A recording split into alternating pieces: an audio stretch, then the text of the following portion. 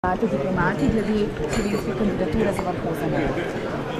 Vlada je podprla namero bivšega predsednika republike za omenjeno kandidaturo za generalnega sekretarja.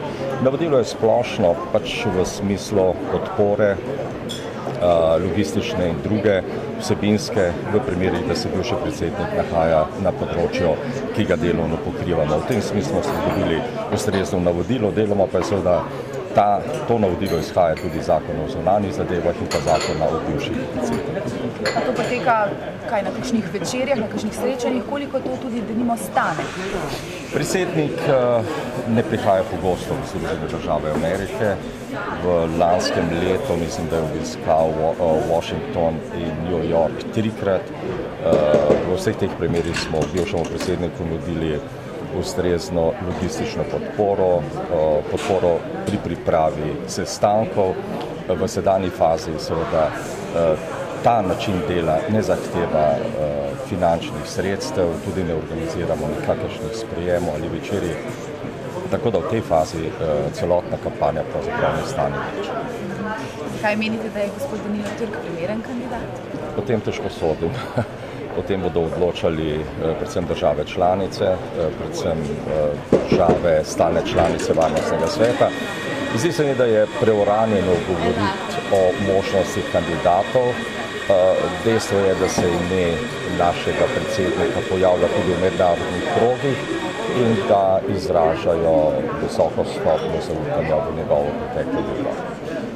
Ravno to, ko je on odšel iz OZN, že takrat je bil pomočnik generalnega sekretarja, ni bilo nikoli razčiščeno, zakaj je odšel.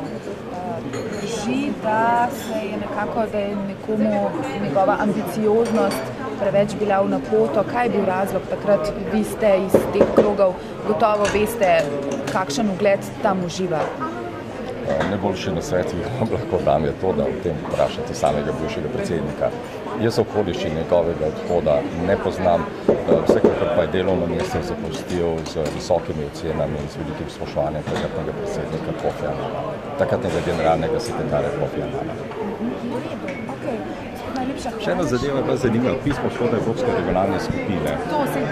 Ta zadeva je bila dobra, ker sva midva z bolgarskim veleposlanikom sestavila pismo. Pismo je koncipirano na način, da je sprejemljivo tudi za Rusko federacijo in je Ruska federacija z besedilom soglašala.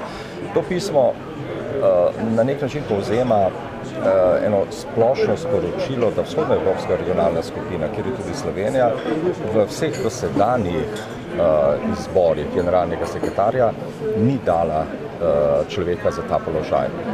Mi ocenjujemo, da je nastopil čas, da se ta praksa spremeni in da se upoštevajo tudi kandidati iz naše vzhodnoevropske regionalne skupine. Skratka, to je bilo neko sporočilo, ki je bilo sprejeto z razumevanjem, z visoko stopnjo nekega spoštovanja. Seveda pa ne bo odločilno, je samo neko sporočilo, ki pravzaprav povzema dosedanjo prakso in za katero menimo, da ni korektno do kandidatov, ki prihajajo iz naše regionalne skupine. To mislim, da je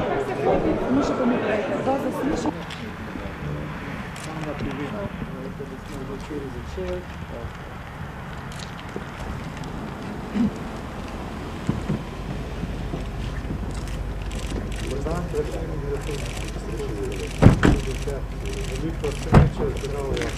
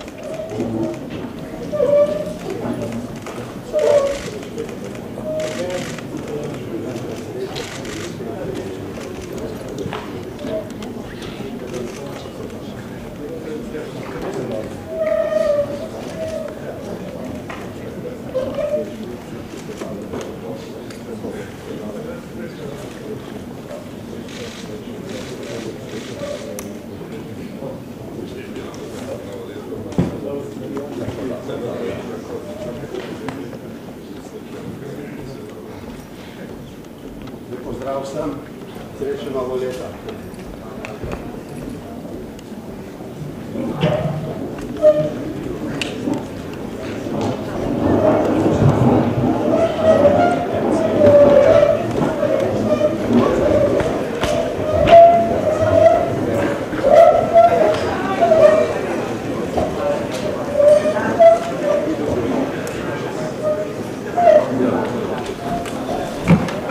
Dobro jutro, še enkrat vsem, lepo pozdravljeni. Veliko zadovoljstvo mi je, da danes gostimo tukaj na 19. posvetu slovenske diplomacije predsednika Republike Slovenije, Boruta Pahorja, ki seveda ima tudi postavi pomembno vlogo, ko govorimo o zunanji politiki. Včeraj smo imeli zelo uspešen dan, kjer smo obravnavali ključne teme, ki se nanašajo na slovensko zunanjo politiko.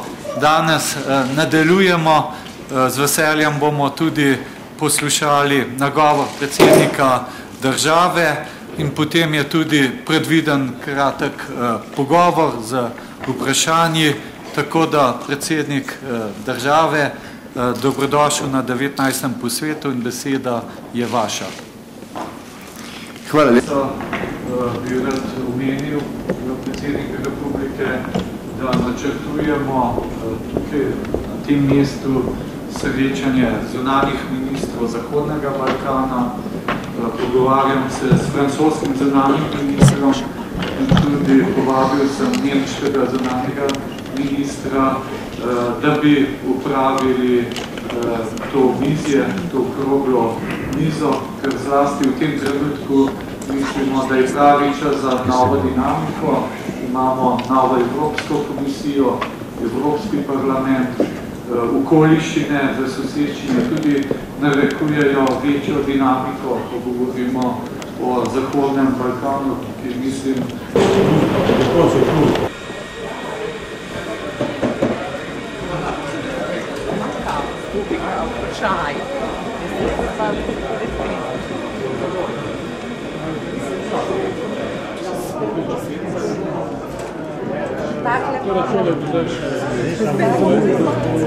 Ja, ker na šefe se obrnili.